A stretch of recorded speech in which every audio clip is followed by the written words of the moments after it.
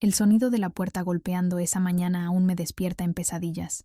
Eran las 6:30. El sol apenas comenzaba a colarse por las cortinas, y el eco de los golpes retumbaba como una sentencia. Yo sabía, en lo más profundo de mi pecho, que esa visita no era casualidad. No eran vecinos ni vendedores, eran botas firmes, voces serias, papeles en la mano. Cuando escuché el primer inmigración, abra la puerta, sentí que mi mundo se desmoronaba en un segundo. Mi hijo mayor, el mismo a quien dediqué mi vida entera, había marcado esos números. Había entregado mi nombre como si fuera un criminal. Y todo lo que yo había sacrificado por él, todos esos años de cansancio, de trabajos dobles, de mandar dinero con la ilusión de que tuviera un futuro mejor, se convertían de golpe en mi condena.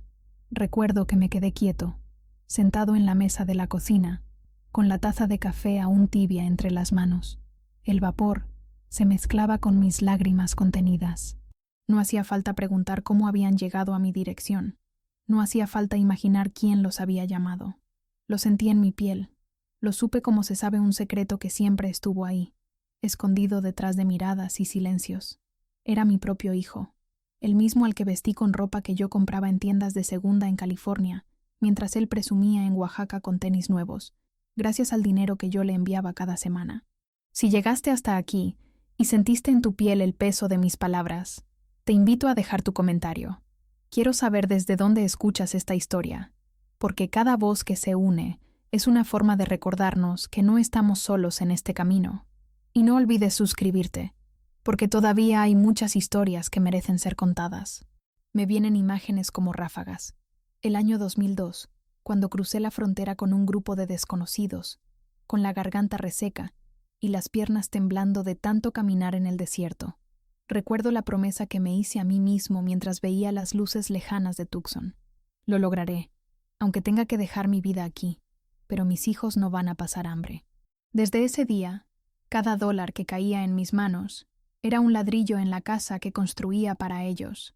Cada billete arrugado que guardaba en un sobre y mandaba por Western Union era un pedazo de mí que quedaba lejos. Trabajé en restaurantes lavando platos hasta la madrugada, levantándome a las 5 para ir a la construcción. En 2005 ya enviaba cerca de $500 al mes, lo suficiente para que mis hijos estudiaran en buenas escuelas. A veces me quedaba yo sin comer carne durante semanas, pero nunca permití que les faltara nada. Y ahora, sentado frente a la puerta que vibraba con cada golpe de esos agentes, me preguntaba en qué momento todo se torció. En qué instante el niño que recibía con sonrisas mis llamadas de domingo, que me decía, «Papá, gracias por todo», cambió esas palabras por la frialdad de una denuncia. ¿Cómo pudo olvidar que en 2010 empeñé mi carro viejo para mandar el dinero que pagó su inscripción a la universidad? ¿Cómo pudo borrar de su memoria que en 2015, cuando me pidió $1,000 porque su hija recién nacida necesitaba medicinas, yo trabajé 3 turnos seguidos en el taller de carpintería para poder enviarlos en una sola remesa? El golpe más fuerte no fue la puerta derrumbándose, ni las esposas frías en mis muñecas. Fue la certeza de que él había decidido esto. Mi propio hijo, mi sangre, mi sacrificio convertido en traición. Sentí un dolor en el pecho, como si me arrancaran el aire, y mientras los agentes me preguntaban mi nombre completo y me leían papeles que apenas podía escuchar, yo repetía en mi mente su rostro de niño, ese mismo rostro que ahora había envejecido y que me miraba desde un rincón de mi memoria, acusándome sin palabras. No sé cuánto tiempo pasó desde que abrieron la puerta hasta que me sacaron a la calle. Los vecinos miraban por las ventanas, algunos cerraban las cortinas apresurados. El aire fresco de la mañana me golpeaba, pero yo sentía fuego por dentro. En cada paso recordaba un año distinto. 2007, cuando me lastimé la espalda cargando cemento, pero aún así no falté al trabajo. 2012, cuando no pude viajar al funeral de mi madre porque temía que no me dejaran volver. 2018, cuando reuní suficiente para mandarles $10,000 y terminar la segunda planta de la casa en Oaxaca. Todo eso estaba allí, como una película proyectada en cámara rápida, mientras mis pies tropezaban en la acera, y mi dignidad quedaba atrás, junto a los pedazos de una vida entregada. Lo más cruel era que yo aún lo amaba, aunque él me hubiera entregado, aunque sus palabras hubieran abierto la herida más profunda. Yo no podía arrancar de mí el amor de padre. Esa contradicción me quemaba por dentro. Mientras subía al vehículo oficial, con las manos atadas, me descubrí repitiendo en silencio: «Hijo, ¿por qué? ¿Qué hice tan mal para que me devolvieras la vida de esta manera?». Nadie respondió. Solo el ruido del motor, el murmullo de las radios y el silencio brutal de una traición que ya no podía deshacerse. Cuando cerraron la puerta de la camioneta y quedé atrapado en ese asiento duro, la memoria me arrastró sin permiso a los primeros años de mi vida en este país. Era el 2003 y yo trabajaba en un pequeño restaurante en Los Ángeles, lavando platos 12 horas diarias por apenas $7 la hora. Recuerdo la humedad de la cocina, el vapor que se pegaba a mi piel y el olor a grasa que no se quitaba ni con jabón. En esos días, cada dólar era contado con la precisión de un cirujano. Guardaba lo suficiente para pagar el cuarto donde dormía, compartido con otros 3 hombres, y todo lo demás lo mandaba a Oaxaca. Cada viernes, después de cobrar, corría a la ventanilla de Western Union y con manos sudorosas entregaba el sobre con billetes arrugados. $250, decía con orgullo, sabiendo que allá en mi pueblo ese dinero significaba comida, uniformes y zapatos para mis hijos. Pasaron los años y las cantidades fueron creciendo. En 2008 ya enviaba $400 al mes y en 2010 llegué a mandar casi $6,000 en un solo año, sacrificando cualquier lujo para mí. No recuerdo haberme comprado ropa nueva en más de una década. Todo lo que usaba eran donaciones o lo que encontraba barato en tiendas de segunda. Pero mis hijos, allá en México, vestían de marcas.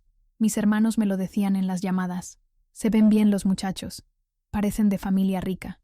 Yo sonreía en silencio, aunque por dentro sentía la espina de saber que esa riqueza no era para mí.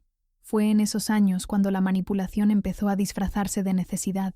Primero eran los pagos de la escuela, después los uniformes deportivos, luego un teléfono nuevo porque todos los demás lo tenían. Yo no sabía decir que no. Cada llamada de mis hijos era como una cadena invisible que me apretaba el cuello. «Papá, necesitamos esto. Papá, no podemos quedarnos atrás». Y yo respondía con la misma frase siempre: «Denme unos días, voy a ver cómo le hago». Y lo hacía. Trabajaba turnos dobles, aceptaba limpiar patios, cargar cajas en mudanzas, cualquier cosa con tal de no fallarles. En 2012, mi hijo mayor me pidió algo imposible. «Papá, necesito dinero para entrar a la universidad privada. Son casi $3,000 de inscripción». Recuerdo que colgué el teléfono y me quedé mirando el techo del cuarto donde vivía, con la lámpara parpadeando como si también se burlara de mí. $3,000 era más de lo que yo ganaba en 3 meses de trabajo, pero no podía permitir que él pensara que no confiaba en su futuro. Así que tomé un préstamo con intereses altísimos, trabajando después de mis horas normales en un taller de carpintería, lijando madera hasta que mis manos sangraban. Mandé el dinero en efectivo, respirando hondo mientras el cajero lo contaba frente a mí. Esa noche dormí apenas 2 horas, pero al día siguiente recibí una llamada. «Gracias, papá. Nunca voy a olvidarlo». Y yo me creí esas palabras como quien se aferra a una promesa de salvación. Sin embargo, cada favor cumplido se convertía en el antecedente del siguiente. Mi hijo se acostumbró a que no existían límites. En 2014, me pidió $1,500 para un viaje escolar a la Ciudad de México. En 2015, fueron $2,000 para medicinas de su hija recién nacida. En 2016, ya no pedía, exigía: «Papá, manda el dinero, lo necesitamos». Y yo, que me partía la espalda día tras día, no sabía poner un alto. Me convencía a mí mismo de que todo era temporal, que en unos años las cosas cambiarían, que cuando ellos trabajaran, yo podría descansar. Pero ese día nunca llegó. Mientras recordaba cada cifra, cada envío, cada sacrificio, me dolía el pecho. La camioneta de inmigración avanzaba por las calles de mi barrio, pero yo ya no veía las casas ni la gente. Solo veía billetes volando de mis manos a un país que parecía devorarme. Me preguntaba si alguna vez mi hijo mayor comprendió cuánto me costaba reunir cada dólar, si alguna vez pensó en las noches en que dormí con hambre, en las veces que fingí estar bien de salud mientras tomaba pastillas para el dolor de espalda y seguía cargando cemento, porque necesitaba juntar para la remesa del mes. Quizás lo más cruel fue entender que, con cada sacrificio, yo mismo lo estaba enseñando a pedirme más, a manipular mi culpa de padre ausente. Él sabía que yo no iba a negarme. Sabía que mi silencio se llenaba con dinero, y yo, con el corazón herido pero lleno de esperanza, seguía enviando, convencido de que cada envío compraba su amor, su respeto, su gratitud. Ahora, con las manos esposadas, comprendía que lo único que había comprado era mi propia condena. No hay peor dolor que darse cuenta de que la generosidad se convierte en obligación, y que el amor que uno da con las manos abiertas se transforma en un instrumento de presión. Eso fue exactamente lo que comenzó a ocurrir después del 2016. Mi hijo mayor ya no me llamaba para preguntarme cómo estaba. No me decía si había comido o si me sentía bien de salud. Cada llamada era una lista de cosas que necesitaba, y cada silencio incómodo era una amenaza disfrazada de decepción. Papá, si no lo mandas, ¿para qué viniste allá? Mejor te hubieras quedado. Esas palabras me atravesaban como cuchillos, porque lo último que quería escuchar era que mi sacrificio no valía nada. En 2017, recibí la petición que me partió en dos. Papá, necesito que nos mandes dinero para terminar la casa. Ya no podemos vivir con la construcción a medias. Todos en el pueblo hablan de nosotros. Me pidió $15,000. 15,000. Una cantidad que jamás había visto junta ni siquiera en mis mejores años de trabajo aquí. Recuerdo que colgué el teléfono y me quedé en la cama, con la mirada fija en el techo agrietado del cuarto que rentaba. Me sentía pequeño, inútil, como si todo lo que había hecho hasta entonces no hubiera servido de nada. No dormí esa noche. Pasé horas calculando en un cuaderno, sumando turnos extras que aún no me habían ofrecido, multiplicando salarios que jamás alcanzarían esa cifra. Y sin embargo, al día siguiente me levanté con la determinación de que encontraría la forma. Hablé con un patrón que me ofreció trabajar en construcción los fines de semana, además de mis horas habituales. Acepté limpiar oficinas por las noches, barrer pasillos, sacar basura mientras mis compañeros dormían. Mi cuerpo se fue rompiendo poco a poco. La espalda me ardía, las manos se me llenaban de grietas y los ojos se me cerraban solos al manejar de regreso a casa. Pero en mi mente solo había una meta: reunir cada dólar para esa casa que nunca sería mía. Cada sacrificio que relaté lleva una marca invisible, y sé que muchos de ustedes han cargado cicatrices parecidas. Escríbeme en los comentarios si alguna vez tuviste que elegir entre tu propio sueño y el bienestar de tu familia. Tu historia también importa. Y si este testimonio te conmovió, dale like y suscríbete para que más corazones lo escuchen. En 2018, logré enviarle $10,000, todos prestados, todos manchados de sudor y deudas que aún me ahogaban. Papá, eres grande, lo lograste, me dijo por teléfono. Y yo lloré en silencio, creyendo que esa gratitud sería eterna. Pero no lo fue. Apenas unos meses después, volvió con más exigencias. Papá, necesitamos muebles nuevos. Necesitamos un coche para que pueda llevar a mi familia. Yo apenas había terminado de pagar los intereses del préstamo cuando ya sentía otra soga al cuello. Hubo un día que jamás olvidaré, verano de 2019. Yo estaba en el trabajo, lijando tablas en el taller, cuando recibí una llamada. Era mi hijo, con voz cortante. Si no nos ayudas, no vengas a vernos nunca más. No necesitamos un padre que no cumpla. Sentí que el aire me faltaba. ¿Cómo podía decirme eso? ¿Cómo podía borrar de un plumazo todos los años en que yo me partí la espalda por él? Colgué el teléfono y me quedé mirando mis manos llenas de polvo, preguntándome si valía la pena seguir. Y aún así, seguí. Trabajé enfermo, con fiebre, con dolores en la espalda que me hacían doblarme en las madrugadas. Cada billete que mandaba era como arrancarme un pedazo de vida. Mandé tanto que en 2020 ya debía más de lo que ganaba. Mis patrones comenzaron a notarlo. Llegaba tarde. Me quedaba dormido en los descansos. Apenas podía sostener las herramientas, pero no paré. ¿Cómo iba a parar si del otro lado me decían que sin mí se caería todo? Hoy entiendo que ese fue el inicio de la traición, porque cada vez que decía sí, él aprendía que yo nunca sabría decir no, y cuando uno no sabe poner límites, se convierte en esclavo de las promesas que hizo. Esa esclavitud fue la que me llevó directo a la trampa en la que caí después. Yo creía que estaba comprando amor con cada sacrificio, cuando en realidad estaba alimentando una deuda emocional que nunca podría pagar. La camioneta de inmigración seguía avanzando en silencio, pero en mi cabeza las voces de esos años gritaban como fantasmas. Papá, mándalo ya. Papá, no me falles. Papá, si no lo haces, no vales nada. Y yo, encadenado ahora por la ley, Me daba cuenta de que había estado encadenado mucho antes, por las palabras de mi propio hijo.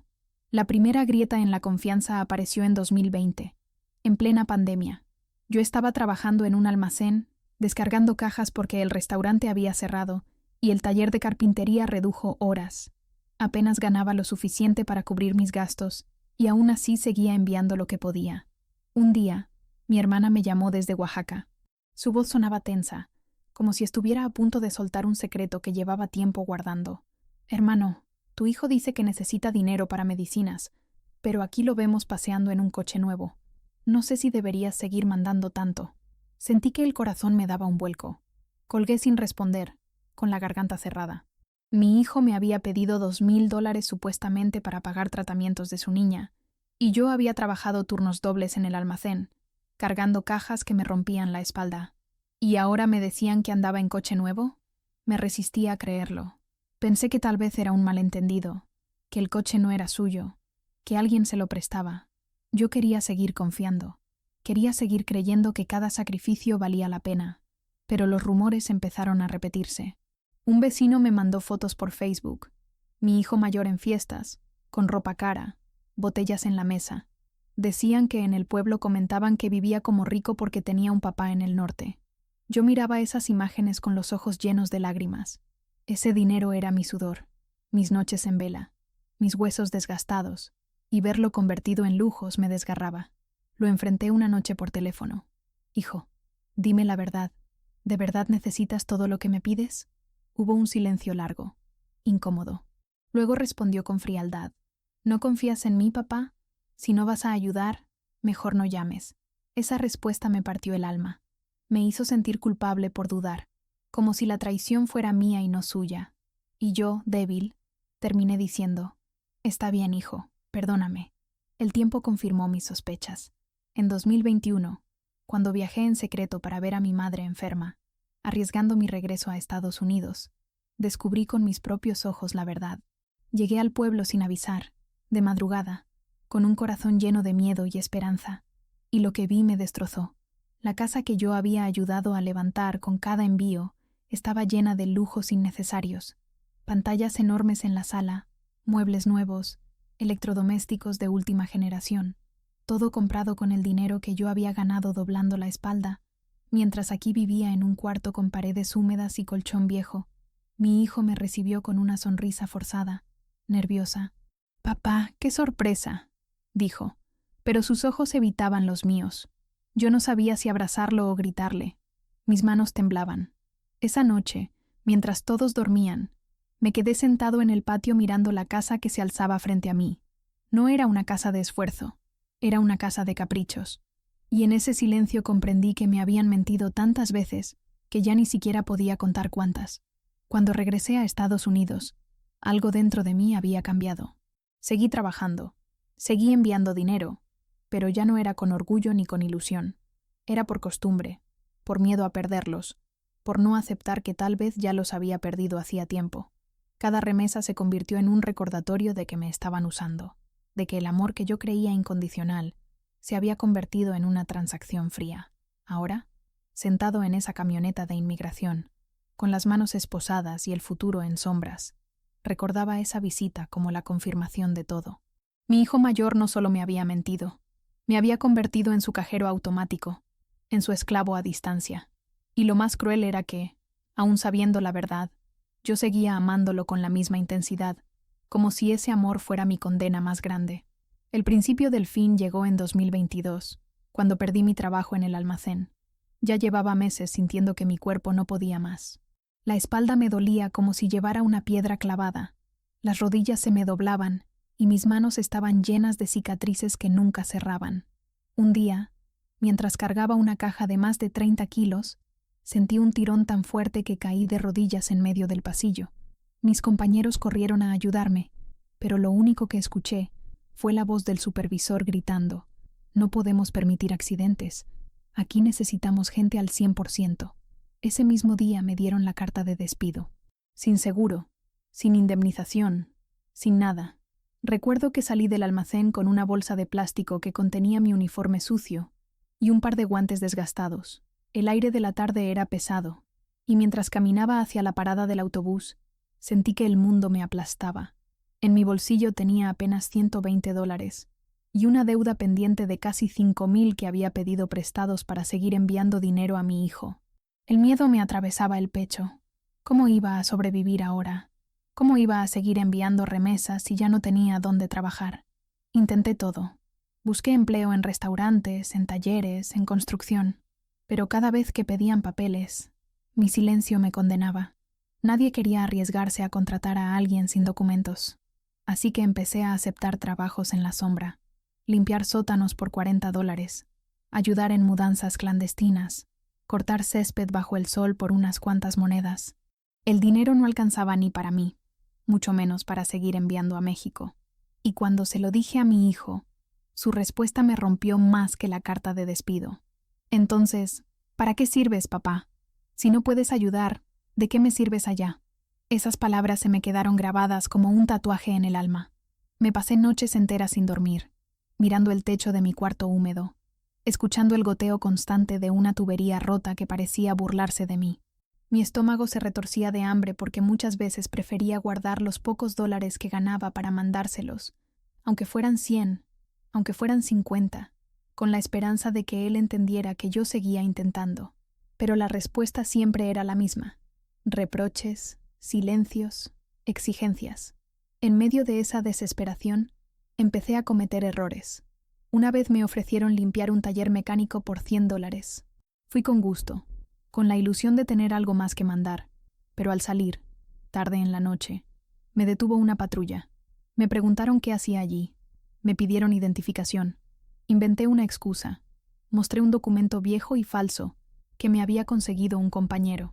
Los policías me miraron fijamente, y aunque esa vez me dejaron ir, supe que la suerte no me iba a durar para siempre. Y no duró. En noviembre de 2022, saliendo de un trabajo temporal en una bodega, la migra me estaba esperando. No sé si fue casualidad, no sé si alguien los llamó, pero dentro de mí ya sospechaba. Mi hijo me había escrito unos días antes, furioso porque no le había mandado el dinero que pedía para arreglar el coche. Yo le expliqué que apenas podía cubrir mi renta, que estaba comiendo pan duro y café frío. Su respuesta fue un mensaje frío: «Tú ya no sirves, viejo». Esa frase me retumbaba en la cabeza cuando vi las camionetas blancas estacionadas afuera. Me esposaron frente a todos. Los compañeros bajaron la mirada. Nadie dijo nada. El frío del metal en mis muñecas era menos doloroso que la certeza en mi corazón. Mi propio hijo había hecho la llamada. Ese fue el precio de tantos años de sacrificio. No fue un desconocido quien me entregó. No fue un enemigo. Fue la persona por la que yo había dado todo. Esa noche, en la celda fría donde me dejaron con otros hombres que también esperaban su destino, me senté contra la pared, con las rodillas al pecho, y cerré los ojos. Cada sonido me parecía lejano, pero las imágenes eran nítidas. El día en que crucé el desierto en 2002, los billetes arrugados en la ventanilla de Western Union, las lágrimas que escondía cada vez que colgaba el teléfono. Todo eso desfilaba como un castigo, como un recordatorio de que había entregado mi vida entera para terminar así, encadenado, solo y traicionado. El aire de la celda estaba cargado, como si cada respiración me robara un pedazo de dignidad. Nos metieron a 6 hombres en un cuarto helado, iluminado por un foco blanco que nunca se apagaba. El concreto frío se pegaba a mi espalda cuando intentaba recostarme en el suelo, y el olor a sudor y miedo se mezclaba con el de las mantas húmedas que nos lanzaron como si fueran trapos. Yo no hablaba mucho. Las palabras se me quedaban atoradas en la garganta, porque lo único que resonaba en mi cabeza era la imagen de mi hijo marcando ese número, diciendo mi nombre, entregándome. Las horas no tenían sentido ahí dentro. No sabías si era de día o de noche. Solo podías medir el tiempo por los pasos de los guardias y el sonido metálico de las puertas al cerrarse. Cada vez que escuchaba esas cerraduras pensé que ya venían por mí, que me dirían que era el momento de presentarme ante un juez.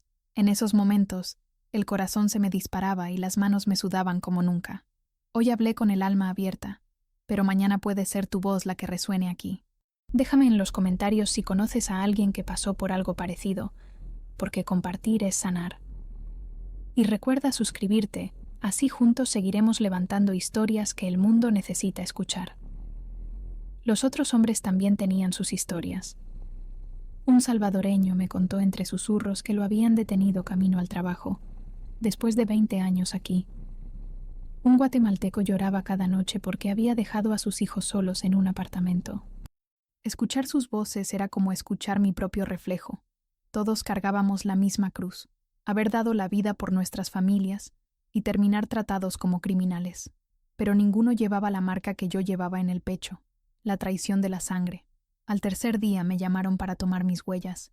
Caminé por un pasillo largo, las paredes grises, el eco de mis pasos rebotando como si me acompañara un ejército invisible. El oficial ni siquiera me miró a los ojos. Solo empujó mis dedos contra la máquina y me indicó con gestos que firmara un papel. Sentí que con cada huella estaba borrando lo poco que quedaba de mí en este país. En la celda, las noches eran las peores. El frío me calaba los huesos, pero lo que más dolía era la mente. Recordaba cada año con precisión quirúrgica. 2004, el día que mandé los primeros $100 para comprar útiles escolares. 2010, cuando envié 3,000 para la universidad. 2018, cuando me endeudé hasta el cuello para terminar la casa. Me preguntaba una y otra vez si mi hijo repasaba esos mismos recuerdos o si para él eran solo cifras, nada más. Una mañana me llamaron a una oficina pequeña, con una mesa de metal y 2 sillas. Un abogado de oficio se presentó, un hombre cansado con papeles desordenados. Me explicó en inglés, lo que apenas entendí. Su audiencia será en 2 semanas.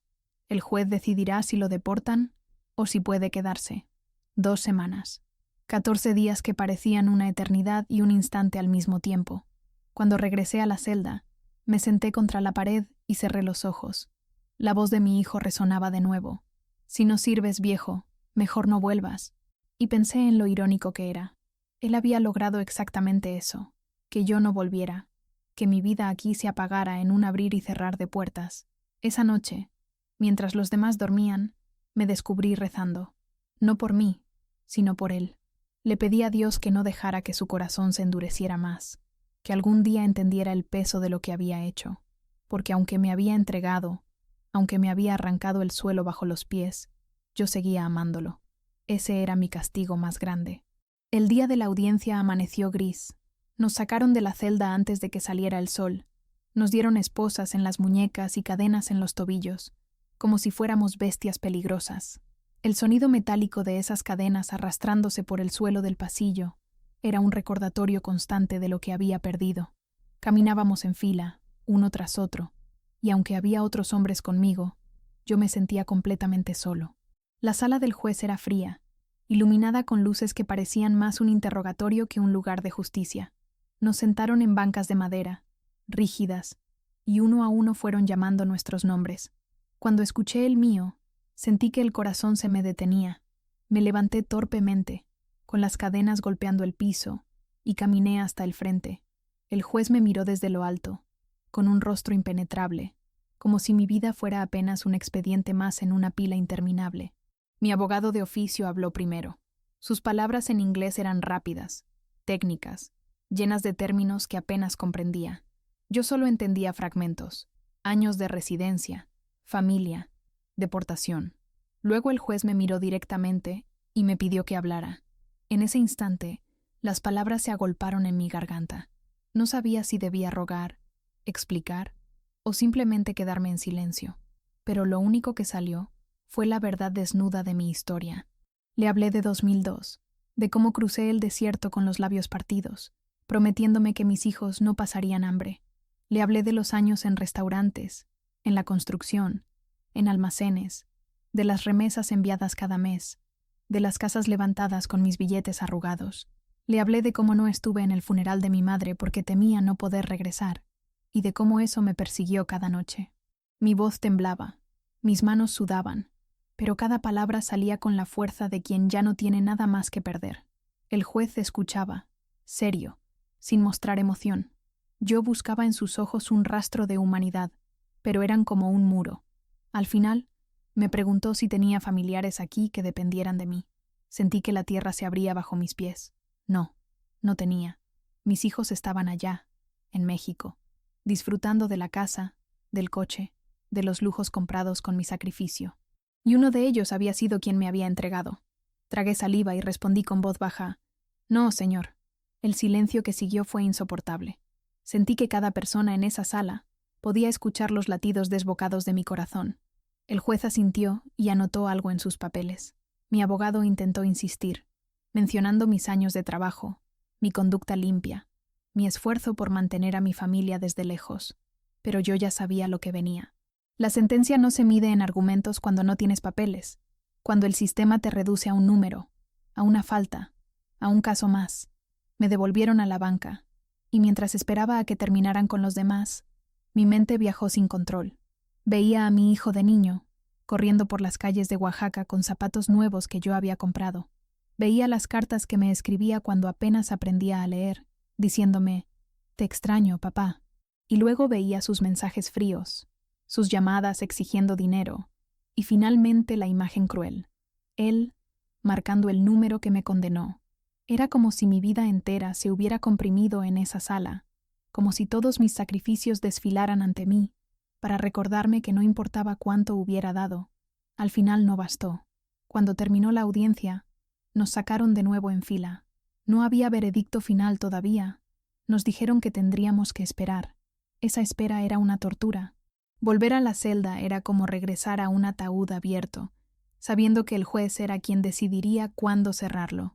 Esa noche, acostado en el suelo frío, pensé que quizás mi hijo tenía razón. Ya no servía. Pero una parte de mí aún se aferraba a la esperanza, a un giro inesperado, a la posibilidad de que algo o alguien cambiara mi destino. La espera después de la audiencia fue una condena silenciosa. Pasaban los días y las noches como si fueran la misma cosa. Luces que nunca se apagaban, puertas metálicas que se cerraban con un eco seco, guardias que no pronunciaban tu nombre más que para contarte como si fueras ganado. Yo había dejado de contar el tiempo, hasta que una mañana escuché un nombre que no esperaba. El mío. Me sacaron de la celda y me llevaron a una oficina pequeña. Sentado frente a mí, había una mujer con un maletín de cuero, diferente a todos los abogados cansados que había visto antes. Se presentó en español, con voz firme pero cálida. Soy voluntaria de una organización de apoyo a inmigrantes. Su caso llegó a nosotros a través de una lista de audiencias. ¿Quiere que lo ayudemos?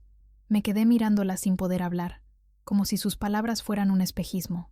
¿Ayuda? ¿A estas alturas? Asentí con la cabeza, casi sin creer que era real. Ella comenzó a revisar mis papeles, a hacerme preguntas. Me pidió que le contara mi historia, no solo los años en Estados Unidos, sino todo. Mi cruce en 2002, las remesas, los sacrificios, los préstamos, incluso la traición de mi hijo. Al principio me costaba hablar, pero luego las palabras salieron como un torrente.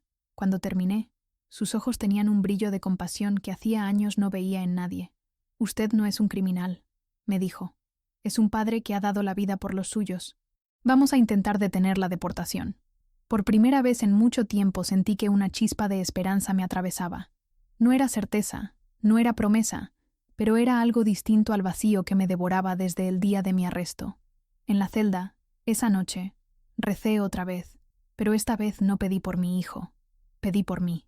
Pedí tener fuerzas para enfrentar lo que viniera, para no quebrarme, para creer que tal vez aún no estaba todo perdido. El giro inesperado no terminó ahí. Unos días después recibí una carta. El guardia la lanzó dentro de la celda como quien arroja basura, pero para mí era un tesoro. Era de mi hermana. Decía que había hablado con el pueblo, que la gente comentaba lo que había hecho mi hijo, que muchos lo señalaban como desagradecido. Ella me escribió: «Hermano, aquí todos saben quién eres. Aunque él te haya traicionado, tu sacrificio no se borra. No estás solo». Leí esas palabras una y otra vez, hasta que las lágrimas me nublaron la vista. En ese encierro, entendí algo. La traición de mi hijo me había arrancado el corazón, pero también me había mostrado que mi vida no era solo lo que él pensaba. Había otros que veían mi esfuerzo, otros que no lo daban por sentado, y quizá, aunque el juez decidiera en mi contra, aún había un valor en todo lo que hice. La segunda audiencia se acercaba, y con ella la posibilidad de que todo terminara en deportación inmediata. Pero ahora ya no entraría a esa sala, solo con cadenas en los tobillos y la espalda encorvada. Entraría con la voz de esa abogada, con las palabras de mi hermana, con el peso de 2 décadas de sacrificio que nadie podía borrar, y en lo más profundo, con una pequeña llama de esperanza que me negaba a dejar morir. El día de la segunda audiencia llegó como un trueno. Me despertaron antes del amanecer. Otra vez las cadenas frías en los tobillos. Otra vez las esposas apretando mis muñecas. Pero esta vez algo era distinto. No caminaba hacia el tribunal con la resignación de un condenado, sino con una chispa de resistencia ardiendo en mi pecho. Recordaba las palabras de la abogada voluntaria. Recordaba la carta de mi hermana. Y aunque el miedo me devoraba por dentro, había una voz que susurraba: «Todavía no termina». Al entrar en la sala, lo primero que vi fue a la abogada, esperándome con sus papeles bien ordenados y una mirada firme que me sostuvo cuando las piernas quisieron fallarme. Nos sentamos frente al juez, el mismo rostro impenetrable de la primera vez, y el silencio pesó como una losa. El fiscal habló primero, enumerando fríamente los años que había vivido aquí sin documentos, como si fueran crímenes imperdonables. Yo sentía que cada palabra era un martillazo sobre mi vida. Luego la abogada tomó la palabra. Su voz clara y firme llenó la sala. Contó mi historia con una fuerza que yo nunca hubiera podido encontrar. Habló de mis 2 décadas de trabajo, de las remesas que enviaba puntualmente, de cómo mis sacrificios construyeron un futuro para mis hijos en México. Mostró recibos, cartas, pruebas. Dijo que yo no era un peligro para nadie, que lo único que había hecho era dar mi vida en silencio para que otros vivieran mejor. Yo la escuchaba con el corazón en un puño. Cada palabra era como si alguien finalmente pusiera en voz alta lo que yo había callado durante años. No era solo un hombre sin papeles. Era un padre, un trabajador, un ser humano que había pagado su vida entera en cuotas de sudor y lágrimas. El juez me miró entonces. ¿Quiere decir algo más antes de que tome una decisión? Mi garganta estaba seca. Mis labios temblaban. Cerré los ojos un instante y pensé en todo. El desierto en 2002, el olor a grasa en las cocinas, las cajas pesadas en los almacenes, el eco de mi madre llamándome en sueños, las voces de mis hijos pidiendo siempre más, y luego, la última llamada de mi hijo mayor, la que me condenó. Abrí los ojos y hablé. «Señor juez», dije con voz quebrada, «yo no vine aquí para robar nada. Vine porque mis hijos tenían hambre, porque no había futuro en mi tierra. He trabajado cada día desde que llegué. He enviado cada dólar que pude para que ellos tuvieran lo que yo nunca tuve. Y aunque mi propio hijo me traicionó, yo no me arrepiento de haber dado mi vida por ellos. Solo pido que no me quiten la oportunidad de seguir viviendo con dignidad. No por mí, sino porque aún creo que mi sacrificio puede significar algo». El silencio que siguió fue insoportable. El juez no mostró emoción. Solo bajó la mirada a sus papeles.